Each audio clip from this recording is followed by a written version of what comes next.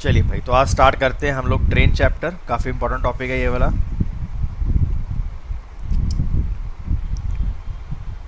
इस वीडियो की पीडीएफ के लिए एवं अन्य पीडीएफ के लिए आप हमारे Telegram channel SSC latest papers and PDF को ज्वाइन कर सकते हैं। साथ ही में आप हमारे यूट्यूब चैनल जय बालाजी ट्यूटोरियल को भी सब्सक्राइब कर सकते हैं आने वाली वीडियोस के लिए। तो आइए शुरू करते हैं आज की। चलिए भाई, ठीक है काजल। चलिए, सबसे पहले गुड मॉर्निंग दृष्टि बेटा। सबसे पहले इस चैप्टर को जब आपने समझना है तो आपने इसके बेसिक्स को बहुत ध्यान से समझना है कि इसके बेसिक्स क्या है इस टॉपिक के। सबसे पहले आपको समझ में आना चाहिए कि जो ट्रेन है वो किस तरीके से ट्रैवल करती है। अगर ट्रेन मान लीजिए अकेले चल रही है किसी स्पीड के ऊपर, अपनी स्पीड पे चल रही है, तो वो कोई डिस्टेंस कवर करेगी। मान लीजिए कि ट्रेन को दिल्ली से अमृतसर जाना है, तो जितने पैसेंजर बैठे होंगे उसमें जितनी लंबी वो ट्रेन होगी वो उस हिसाब से वो चलेगी ट्रेन। जैसे मेट्रो के अंदर क्या होता है, कई मेट्रो 6 डब्बे की होती हैं, कोई 8 डब्बे की होती है, कोई 4 डब्बे वाली मेट्रो भी होती है। तो मेट्रो की वो लेंथ है, क्या है वो मेट्रो की वो लेंथ है। तो जब कोई ट्रेन अकेली चल रही होती है, मतलब जब ट्रेन को कुछ नॉर्मल सा क्वेश्चन दिया गया है कि ट्रेन ट्रैवल कर रही है इतने डिस्टेंस को, तो उस समय ट्रेन की दूरी को देखा जाता है कि ट्रेन कितनी लंबी है। अब ट्रेन की दूरी को देखने के लिए या तो आप इस्तेमाल कर सकते हो मीटर का या किलोमीटर का, क्योंकि सेंटीमीटर में तो ट्रेन जाएगी नहीं, या ट्रेन जाएगी मीटर में और या ट्रेन जाएगी किलोमीटर में। अगर मीटर में जाएगी तो टाइम को सेकंड्स में लेना है, किलोमीटर में जाएगी तो टाइम को आवर्स में लेना है। उसमें स्पीड आएगी मीटर पर सेकंड, उसमें क्या आएगी किलोमीटर पर आवर आएगी। किसी को यहाँ तक तो कोई भी दिक्कत नहीं रही होगी। अब बहुत ही ध्यान से आपने इस कंसेप्ट को समझना है, बहुत ध्यान से। आपके सामने एक सीनरी टाइप कह सकते हो, या आप कह सकते हो कि एक जब ट्रेन जा रही होती है किसी खेतों से, तो आपको यहाँ पर 3 चीज़ों पे मेजरली ध्यान देना है।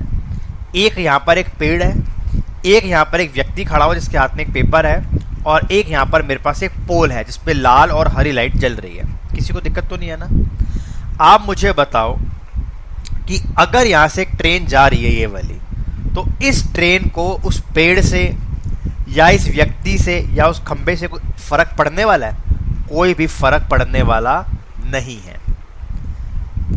ये है पहला कंसेप्ट। जब भी ट्रेन किसी भी वर्टिकल चीज को पार करती है, चाहे वो पोल हो, चाहे वो ट्री हो, चाहे वो मैन हो, चाहे वो कोई मान लीजिए कोई खंबा है, कोई रेड लाइट है, कोई पेड़ है या कोई व्यक्ति है, कोई भी चीज वो वर्टिकल है, उसको जब पार करती है तो ट्रेन को फर्क उससे बिल्कुल भी नहीं पड़ता।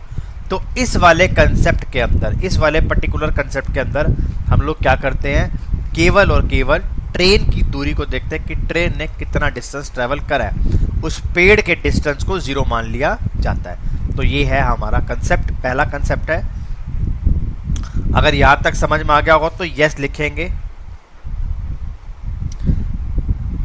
चलिए, ट्रेन किसी खंबे, पेड़, आदमी या किसी खड़ी स्थिर वस्तु से होकर गुजरती है तो उस समय उस वस्तु की जो लंबाई होती है उसे 0 मान लिया जाता है, और जो ट्रेन की जो लेंथ होती है वही क्या होती है, सबसे ज्यादा इंपॉर्टेंट होती है क्वेश्चन को करने में। उस वक्त की लंबाई 0 है, और इस स्थिति में हम ट्रेन की लंबाई को तय की गई दूरी के रूप में लेते हैं कि ट्रेन ने कितना उसकी लेंथ है।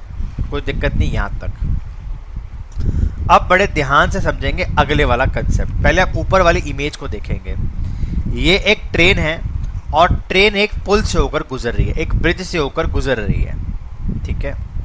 तो अब वो आपसे ये चीज पूछेंगे कि बताइए जब ट्रेन इस पुलिया को पार कर लेगी तो उसने कितना डिस्टेंस ट्रेवल करा। तो इस क्वेश्चन के अंदर, इस कंसेप्ट के अंदर आपने ट्रेन की दूरी तो लेनी है। जो ट्रेन अपनी दूरी चल रही है, मान लीजिए कि ये जो है ये x मीटर है और ये y मीटर है। ये जो पुल है ये वाला, यहां से लेके यहां तक का ये y मीटर है। तो ट्रेन के द्वारा चली गई दूरी तब होती है जब ट्रेन का आखिरी डब्बा इस पुल के आखिरी डब्बे से मिल रहा हो। तो यानी कि x प्लस y की दूरी ये चलती है। मान लीजिए कोई रिवर है, तो ट्रेन इसे कब पार करेगी, जब ट्रेन यहां तक पहुंचेगी। कोई भी लेटी हुई चीज, कोई भी हॉरिजेंटल चीज जब ट्रेन पार करती है तो ट्रेन अपनी दूरी भी चलती है प्लस उसकी दूरी भी चलती है। जैसे जब ये वाली ट्रेन इस ट्रेन को पार करेगी तो इसका आखिरी डब्बा और इसका पहला डब्बा यहाँ पर आकर मिल रहे हैं ना, तो ट्रेन ने कितनी दूरी तय करी, x ये वाली और y ये वाली। तो ट्रेन के द्वारा तय की गई दूरी क्या थी, x + y मीटर। ये है दूसरा कंसेप्ट और आज हम केवल इसी के ऊपर ही सवालों को पढ़ेंगे। अगर यहाँ तक समझ में आ गया होगा तो आप 2 लिखेंगे। टाइम के लिए मैं आपको बता चुका हूँ, 1 घंटे को 60 मिनट होते हैं, 1 मिनट में 60 सेकंड होते हैं और 1 घंटे का तो 3600 सेकंड्स होते हैं। फिर एक छोटा सा कंसेप्ट मैंने आपको पहले भी बताया था कि दूरी क्या होती है, स्पीड क्या होती है। जब किसी पर्टिकुलर डिस्टेंस को एक पर्टिकुलर टाइम में जब इंसान पूरा करता है तो उसे हम क्या कहते हैं बेटा, उसे हम कहते हैं स्पीड कहते हैं। ठीक है जी। उसके बाद अगर मुझे किलोमीटर है दे रखा है distance, kilometre per hour speed आएगी और टाइम किस में होगा, आर में। अगर मुझे मीटर पर सेकंड में जाना तो किससे मल्टीप्लाई करना पड़ेगा, 5/18 से, और इसका वाइजे वर्सा क्या था, 18/5 था। तो आज जो हम क्वेश्चंस करेंगे सिर्फ इसी कंसेप्ट के ऊपर करेंगे, सिर्फ और सिर्फ इसी कंसेप्ट के ऊपर करेंगे।